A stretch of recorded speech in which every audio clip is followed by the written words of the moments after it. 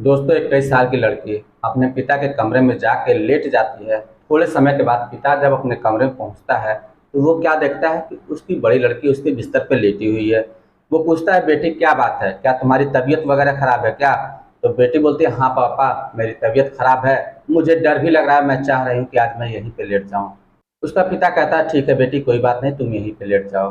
दोस्तों, दोनों वहीं पे लेट जाते हैं। जैसे जैसे गहरी रात होती है वैसे वैसे ये लड़की होती है वो अपने पिता को इधर उधर स्पर्श करना शुरू कर देती है। थोड़े समय के बाद उसका पिता भी जग जाता है। वो भी अपनी बेटी को इधर उधर स्पर्श करना शुरू कर देता है।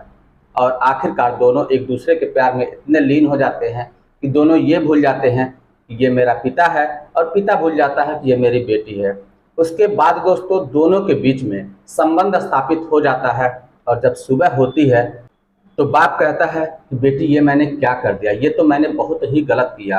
लेकिन लड़की जो होती है कहती है, पिताजी आपने कोई भी गलती नहीं की है। इसके बाद दोस्तों, इन लोगों का रोज का यही काम हो गया था। धीरे धीरे समय गुजरता गया, लेकिन 6 महीने जब बीतता है तब दोस्तों इन दोनों के साथ एक ऐसी घटना घट जाती है जिसकी कोई कल्पना भी नहीं कर सकता। जी हाँ दोस्तों, जब आप लोग सुनेंगे तो शायद आप लोगों को बहुत हैरानी होगी। इसलिए इस वीडियो को पूरा ज़रूर देखिएगा, क्योंकि वीडियो के अंत में आपको एक बहुत बड़ी सीख मिलने वाली है। तो आइए जानते हैं पूरी घटना इस वीडियो में। लेकिन वीडियो में आगे बढ़ने से पहले बस वही छोटी सी रिक्वेस्ट, वीडियो को लाइक कर दीजिए, चैनल को भी सब्सक्राइब कर दीजिए ताकि मेरा हौसला बढ़ता रहे। दोस्तों, आज की जो सच्ची घटना मैं आपको सुनाने जा रहा हूँ, यह मध्य प्रदेश के सागर जिले की है। वहाँ पे एक परिवार होता है। परिवार के मुखिया का नाम प्रेमचंद होता है। उसके 3 बच्चे होते हैं, जिसमें 2 लड़कियां होती हैं, एक लड़का होता है। पत्नी का देहांत 2 साल पहले ही हो चुका था। जो बड़ी लड़की होती है उसका नाम आरती होता है। उसकी उम्र 21 साल की होती है। वो ग्रेजुएशन की पढ़ाई कर रही होती है। उससे छोटी जो लड़की होती है उसकी उम्र 12 साल की होती है। वो कक्षा 9 में पढ़ाई कर रही होती है। और जो सबसे छोटा होता है, जो कि लड़का होता है, उसकी उम्र 9 साल की होती है। वो कक्षा 6 में पढ़ाई कर रहा होता है। जिंदगी बहुत आराम से बीत रही थी। बाप मेहनत मजदूरी करके लाता और अपने बच्चों का पेट पाला करता था। लेकिन दिन तो किसी तरीके से उसके कट जाते थे, रात उसकी बहुत ही अजीब तरीके से कटती थी। रात भर वो इधर से उधर करवटें बदलता था, क्योंकि उसकी पत्नी का देहांत हो चुका था और उसकी उम्र भी 40 से 45 साल थी। अभी फिलहाल लगभग में जवान था वो। उसकी शारीरिक भूख नहीं मिट पा रही थी। तब वो विचार करता है कि अब मुझे शादी कर लेनी चाहिए। वो अपने रिश्तेदारों से, अपने दोस्तों से इस बारे में जिक्र करता है, यार मुझे शादी करनी है। लेकिन जो उसके दोस्त होते हैं, जो रिश्तेदार होते हैं, वो उसको बार बार समझाते हैं कि यार तेरी लड़की बड़ी हो गई है, शादी की उम्र उसकी हो गई है, अब उसकी शादी करने के बजाय तुझे अपनी शादी की पड़ी है। लोग क्या कहेंगे, जमाना क्या कहेगा। तो पहले अपने लड़की की शादी कर, उसके बाद फिर सोचना कि क्या करना है क्या नहीं करना है। लेकिन इसके बारे में जो प्रेमचंद होता है जरा सा भी कोई फिक्र नहीं होती है कि उसकी बेटी बड़ी हो गई है, पहले मुझे उसकी शादी कर देनी चाहिए। वो दिन रात केवल अपने ही शादी के बारे में सोचता रहता। अपने रिश्तेदारों से उलझ तक जाया करता था कि तुम लोग चाहते नहीं हो कि मेरी शादी हो, मेरा घर बसे। क्योंकि इसके अंदर की जो आग थी वो भड़क चुकी थी। इसे एक फैमिली की ज़रूरत थी, एक औरत की ज़रूरत थी। वो इसे नहीं मिल पा रहे थे। अब किसी तरीके से ये बात इसके बेटी के कानों में पहुंचती है, जो कि आरती होती है। उसके कानों में जब इस बात को पहुंच जाते हैं तो वो सोचती है कि मेरा पिता इस उम्र में क्या चाहते हैं।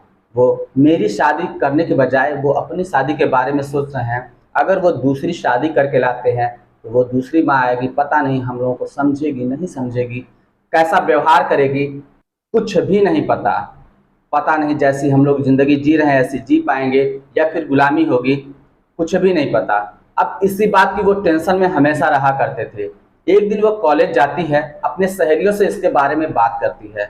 उसकी कुछ सहेलियां होती हैं, कहती हैं यार तेरे पिता अभी जवान हैं और उनको जो है शारीरिक भूख उनकी है वो ही मिट नहीं पा रही है। उनको शारीरिक सुख की ज़रूरत है जो उन्हें पूरी नहीं हो पा रही, इसी वजह से वो शादी करना चाहते हैं। उसी में से एक सहेली होती है, वो मजाकिया अंदाज में से कह देती है, अरे तू भी तो जवान है यार, तू भी चाहे तो अपने पिता का साथ दे सकती है। इतना कहने के बाद वो सभी लोग हंसने लगते हैं। लेकिन दोस्तों, ये जो आरती होती है इसके दिमाग में ये बात बैठ जाती है। और उसके बाद जब ये घर पे आती है, घर पे आने के बाद जो इसके छोटे भाई बहन थे उनको खाना वगैरह खिला देती है शाम के समय। और उसके बाद जब लगभग रात के 8 बजते हैं तो जाके अपने पिता के बिस्तर पे ही सो जाती है। थोड़े समय के बाद जब इसके पिता फिर कमरे के अंदर जाते हैं तो क्या देखते हैं कि उनके बिस्तर पे कोई सोया हुआ है। वो चादर खींचते देखते हैं तो क्या देखते हैं कि उनकी बेटी उनके बिस्तर पे सोई हुई है। ये देखकर वो हैरान हो जाते हैं, कहते हैं बेटी क्या बात है, तू तो कभी ऐसा नहीं करती थी, तू हमेशा अपने कमरे में सोया करती थी, मगर आज तुम मेरे कमरे में आके सोई हो। तब आरती कहते हैं पिताजी मैं क्या बताऊं, मेरी थोड़ी तबीयत वगैरह खराब है और मुझे डर भी लग रहा है, मैं चाह रही हूँ आज मैं आप ही के साथ सोऊं। पिता कहता है चल बेटी कोई बात नहीं, तू सो जा, मुझे कोई भी दिक्कत नहीं है। उसके बाद पिता भी जाता है उसी बिस्तर पे, एक किनारे वो सो जाता है और एक किनारे आरती सो जाती है। जब थोड़ी रात बढ़ती है तब आरती थोड़ा थोड़ा खिसकते हुए अपने पिता के करीब में जाती है और अपने पिता को गलत तरीके से स्पर्श करना शुरू कर देती है। जब आरती का हाथ प्रेमचंद के ऊपर पड़ता है तो उसकी नींद खुल जाती है। अब वो भी होश हवास खो देता है, वो भी आरती को इधर उधर टच करना शुरू कर देता है। फिर दोनों एक दूसरे के प्यार में इतने मग्न हो जाते हैं कि दोनों ये भूल जाते हैं कि दोनों बाप बेटी हैं। उसके बाद दोस्तों बात आगे बढ़ती है और दोनों एक दूसरे से संबंध स्थापित कर लेते हैं। करीब 1-2 घंटे तक संबंध स्थापित करने के बाद फिर पिता जब किनारे होता है तो उससे कुछ एहसास होने लगता है कि वो उसने कितनी बड़ी गलती कर दी और उसने जरा सा भी नहीं सोचा कि ये उसकी बेटी है और उसने इतना गंदा काम इसके साथ कर दिया। वो अपने आप में पछताने लगता है और अपनी बेटी से कहता है कि बेटी मैंने ये क्या कर दिया, मुझे जरा सा भी होश नहीं रहा कि मैं क्या कर रहा हूँ। तब उसकी बेटी जो आरती होती है कहती पिताजी आपने कोई भी गलती नहीं की है और मुझे इससे कोई भी दिक्कत नहीं है। इतना सुनने के बाद जो पिता होता है उसकी भी ढाढ़स बसती है। फिर सुबह होती है, उसके बाद नहाते धोते हैं, खाते पीते हैं और सभी लोग अपने अपने रास्ते निकल जाते हैं। अब ये काम रोजाना का हो चुका था। रोजाना आरती कॉलेज से आती, उसके बाद अपने भाई बहन को खाना देती, उसके बाद फिर अपने पिता के बिस्तर पर जाके सो जाती। पिता भी पहुंचता, प्रेमचंद वहां पे जाता, वो भी सोता और फिर यही कार्यक्रम शुरू हो जाता, दोनों के बीच में नाजायज संबंध बनता। इस तरीके से धीरे धीरे करते करते लगभग 6 महीने तक इन दोनों के बीच में नाजायज संबंध बनता है। एक दिन की बात है, जब आरती घर के बाहर टहल रही होती है तो गांव की जो महिलाएं होती हैं उनकी नजर इसके पेट पर पड़ती है। तो क्या देखती है कि इसका पेट बाहर निकल रहा है। अब लोगों में कानाफूसी होनी शुरू हो जाती है। लोग सोचते हैं कि इसकी शादी हुई नहीं है और इसका पेट बाहर कैसे निकल रहा है। अब ये बातें होते होते आरती के कानों में पहुंचती है तो आरती सोचती है कि इस तरीके से मेरे पिता का बहुत बदनामी होगा। जब उसके पिता शाम को घर पे आते हैं तो अपने पिता से सारी बात बता देती है कि अब हम दोनों का पोल खुल जाएगा और गांव की जो महिलाएं हैं वो इस तरीके से बातें कर रही हैं। उसका पिता कहता है कि एक काम करो, आज की शाम हम लोग सोते हैं और सुबह हम लोग चलेंगे, क्योंकि किसी को ज़्यादा पता तो है नहीं, सुबह चल के इसका ऑपरेशन करवा देंगे। सुबह होती है, सुबह जाने के लिए सोच ही रहे थे तब तक क्या पता चलता है कि पूरे गांव में इस बात का चर्चा हो चुका है। इसके घर पे कोई आता जाता तो है नहीं, लड़की भी कहीं ना जाती, इन दोनों के बीच में ही कुछ ना कुछ है। गांव में से ही एक व्यक्ति होता है जिससे पता भी हो चुका होता है, वो किसी तरीके से देख लिया होता है लोगों को अजीब हरकतें करते हुए। जब ये बात आरती को पता चलती है कि पूरे गांव में इस बात का शोर हो चुका है तो फिर वो धीरे से घर में जाती है, घर के अंदर फांसी का फंदा लगाती है और उसी से झूल जाती है और अपनी जान त्याग देती है।